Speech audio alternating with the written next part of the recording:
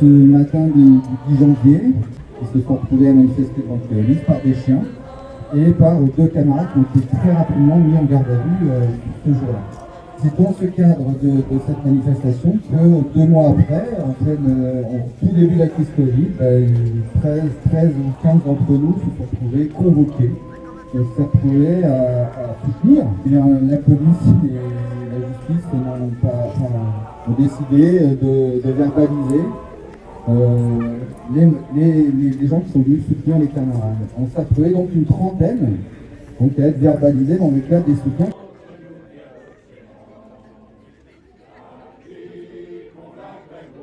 Les camarades qui vont passer donc, au tribunal de police. Je viens pour parler un petit peu d'un contexte vraiment particulier de ces convocations dans le tribunal de police en expliquant de où ça a commencé toute cette histoire. Cette histoire, j'ai envie de dire qu'elle a commencé le 5 décembre 2019, c'est-à-dire que c'était le premier jour de la grande mobilisation contre la réforme des retraites. Et là, ça veut tout dire, ça veut dire que c'était juste un droit à manifester contre une réforme qui allait appauvrir donc, les futurs retraités. Et j'ai envie de dire presque c'est tout. C'est-à-dire qu'à partir du 5 décembre, au-delà des manifestations, il y a eu beaucoup de secteurs, et notamment celui des cheminots, mais d'autres, qui se sont mis en grève et qui ont régulièrement appelé toutes les semaines à des manifestations diverses et variées, en plus sous un couvert d'intersyndicales assez importante à l'époque. Et puis sur le plan local, l'AG Interpro s'est mis en place début janvier, et à partir de là, diverses actions se sont organisées et pour aller manifester sur différents lieux et pour voter aussi différentes actions dans le cadre du mouvement de grève, toujours contre la réforme des retraites. Donc on a été très nombreux camarades à se retrouver partout, devant le rectorat de l'Académie Mass-Nancy, à la faculté à l'Université de Lorraine, donc des sciences humaines, et entre autres aussi devant Keolis. Et puis aussi une fois à la cour d'honneur de l'hôpital public. Enfin bref, quand on est dans le cadre d'un mouvement et qu'on veut effectivement faire plier le gouvernement sur une réforme qui était injuste, qui effectivement allait appauvrir encore plus ceux qui travaillent tout au long de leur vie, c'était normal qu'il y ait diverses actions. Et puis ce matin du 10 janvier, il s'est trouvé que dans le cadre d'une répression quand même, partout en France il y a eu des répressions assez dures, Nancy n'a pas échappé à cette règle puisque la police a accueilli des manifestants qui se sont retrouvés à manifester devant le police par des chiens et par deux camarades qui ont été très rapidement mis en garde à vue ce jour-là. C'est dans ce cadre de cette manifestation que 2 mois après, en tout début de la crise Covid, 13 ou 15 d'entre nous se sont retrouvés convoqués. Voilà, pour en gros avoir manifesté, entre autres, ce matin-là, devant l'entreprise Keolis. De cette convocation de cette quinzaine de camarades, ils ont tous été auditionnés une semaine de mai. On s'est retrouvés à soutenir, voilà, toujours dans le cadre de la solidarité des militants qui ont œuvré pour manifester contre cette réforme, à soutenir les camarades qui étaient auditionnés, c'était la moindre des choses, puisqu'il y avait déjà une injustice à déjà être convoqué pour avoir manifesté.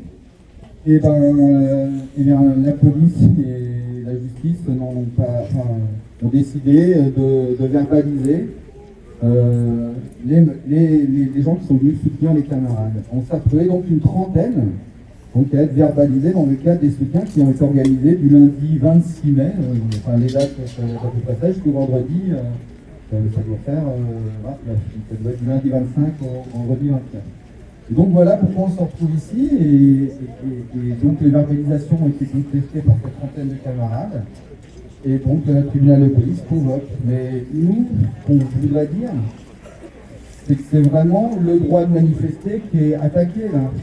Quand je dis que tout a démarré le 5 décembre 2019, c'est bien dans ce cadre-là qu'on lutte, et pas autrement, et que toutes les intimidations qu'on se prend depuis le début du mouvement des retraites, c'est là qu'il faut qu'on se serre les coudes, qu'il faut qu'on soit ensemble, parce que Ce n'est pas une petite affaire que de contester une contravention que s'est pris pour soutenir des camarades qui étaient auditionnés de manière injuste pour le 10 janvier, qu'à un moment donné, on doit courber les chines, comme le disait Evelyne dans ce qu'elle a dit, et on doit effectivement toujours être ensemble pour lutter, parce que si on courbe les chines et si on ne se bat pas, c'est vraiment le droit de manifester qui est mis en cause. Donc il faut absolument qu'on lutte. Et cette particularité locale, je sais que dans d'autres villes, d'autres militants se prennent aussi les mêmes répressions, et qu'il faut vraiment qu'on tisse un lien très très fort pour continuer, parce qu'à un moment donné, il va y avoir aussi un après-Covid, ou un Covid largement atténué. Il faudra reprendre j'ai envie de dire le flot des manifestations. Je veux dire, il y a eu plein de lois liberticides et aussi antisociales pendant la crise sanitaire. Donc il faudra revenir à la rue, revenir à des mouvements très forts. Il faut absolument qu'on lutte justement sur les points où on est réprimé actuellement, pour pouvoir continuer et aller beaucoup plus loin et plus fort dans le mouvement social qui devra continuer de toute façon. Voilà, j'étais un peu long, je suis désolé, mais il faut continuer la lutte, et puis il y a 10 camarades là qu'il faut absolument soutenir. Ah, on me dit qu'ils vont rentrer dans 2 minutes. Ça serait bien presque leur faire des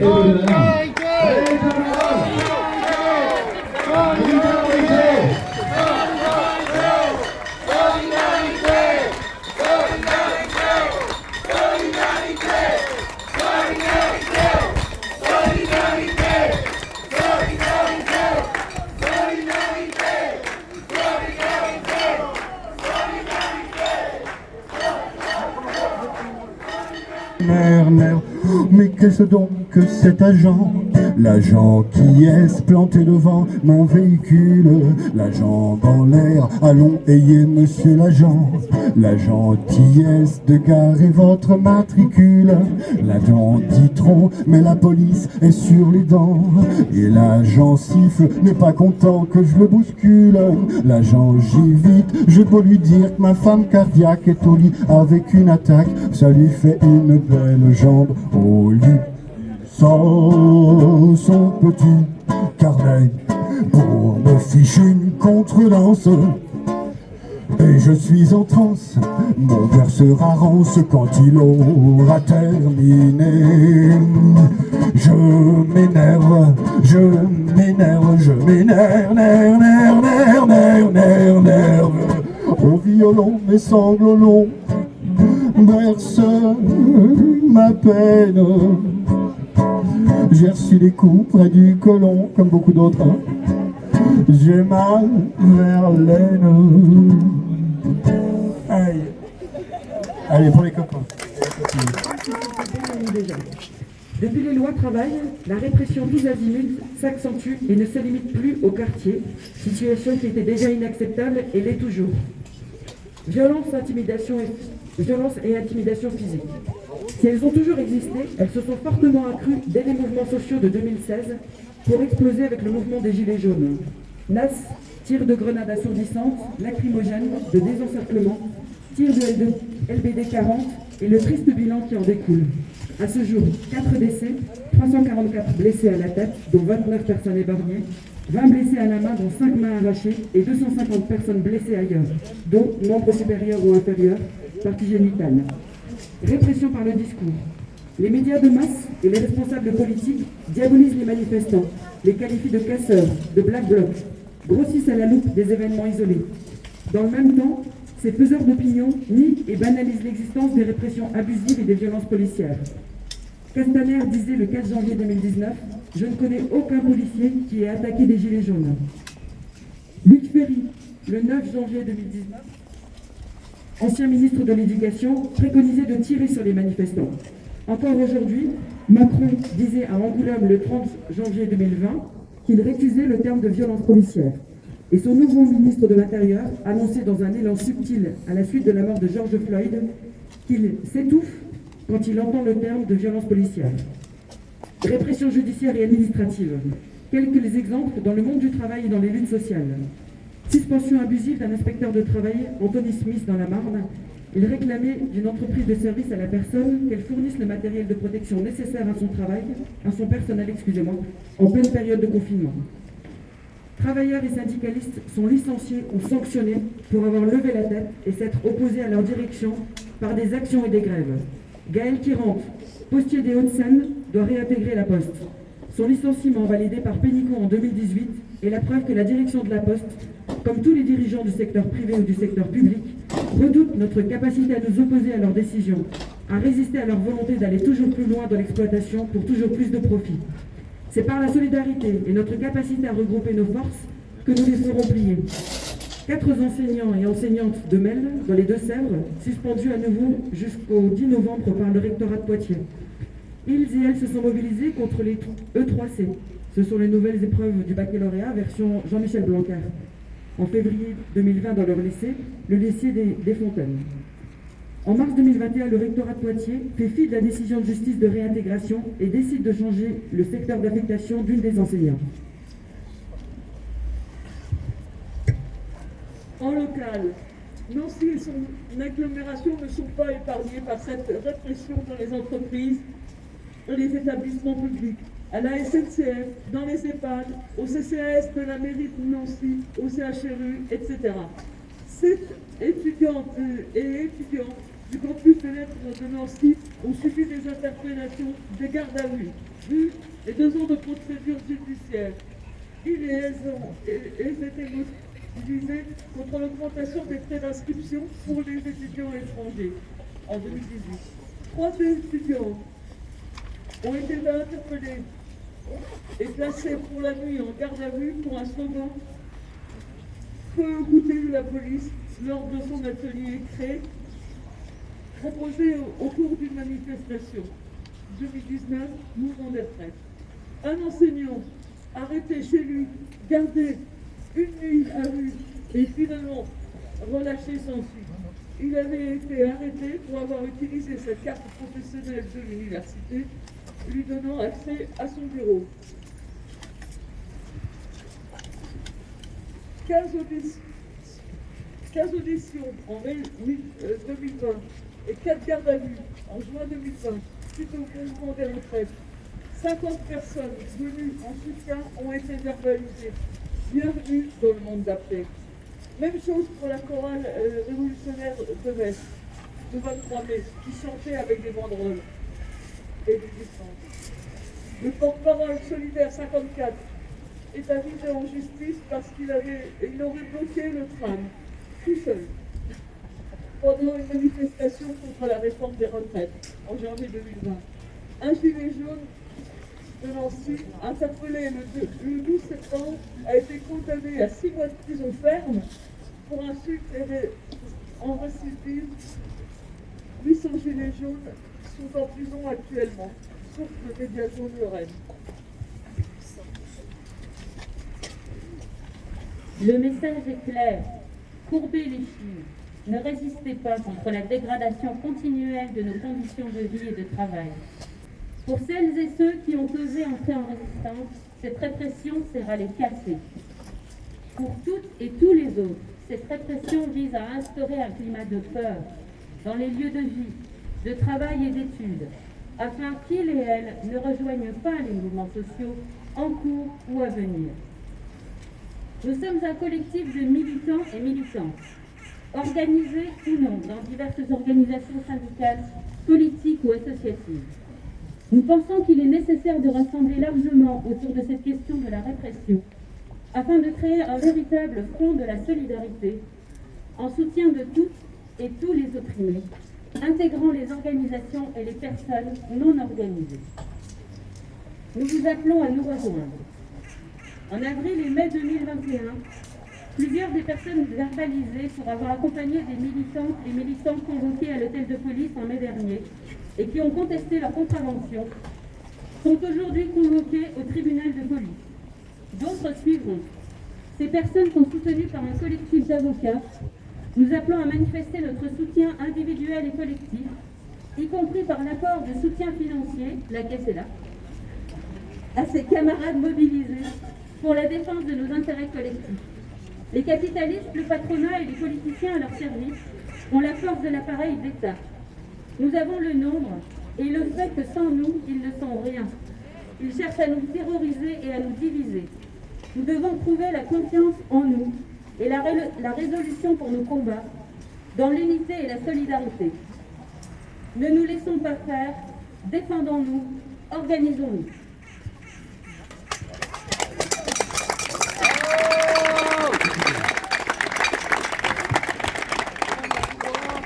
Ah, donc, comme je le disais tout à l'heure, à 8h45, les copains rentreront. On va juste faire appel. Conseil de guerre, et les pavés sont tous sanglants. Mais ça branle dans le manche, des mauvais jours finiront. Égard à la revanche, quand tous les pauvres s'y mettront. Quand tous les pauvres s'y mettront. On braquera en chair, on fusille tout ce qu'on ramasse au hasard. La mère à côté de sa fille, l'enfant dans les bras du vieillard.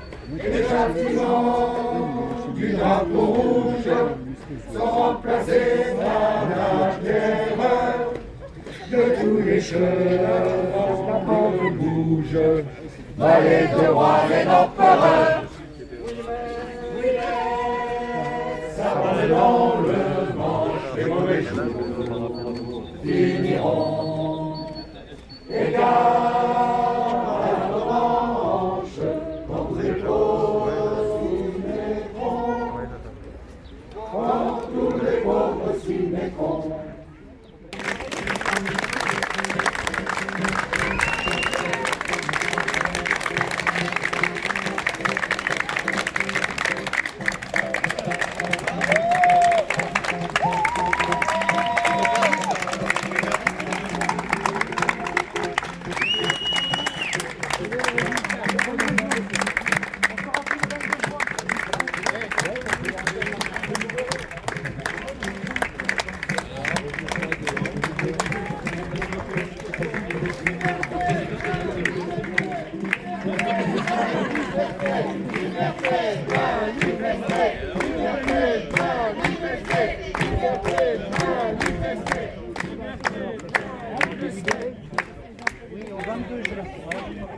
Bonjour à tous et à toutes.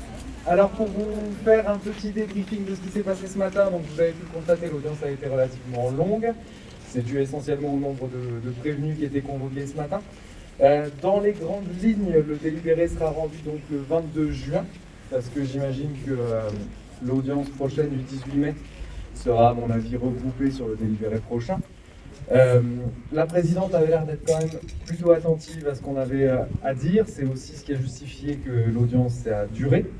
Le représentant du ministère public est resté évidemment dans son rôle de représentant du ministère public en demandant l'application stricte des contraventions qui avaient été dressées au moment des rassemblements. Nous avons évidemment plaidé la quasi-totalité de ce qui était plaidable dans ces dossiers, en tout cas je l'espère, tant sur la conventionnalité de l'interdiction de manifester pure et générale qui était à notre sens illégale, aussi bien sur les faits en eux-mêmes et sur les rassemblements qui ne violaient pas la loi. Et nous avons aussi plaidé sur des points un peu plus techniques de droit, notamment sur la rétroactivité de la loi pénale plus douce, donc qui est un argument qui vient s'ajouter aujourd'hui au combat que nous avons mené ce matin. Donc vous en serez informés pour la suite des délibérés. En attendant, merci à tous et à toutes d'être venus aussi nombreux pour soutenir cette belle liberté qu'est la liberté de manifester. Et on espère pouvoir se rejoindre très rapidement dans d'autres manifestations, d'autres cortèges en toute liberté. Merci. Oui, un mot sur l'enjeu des débats.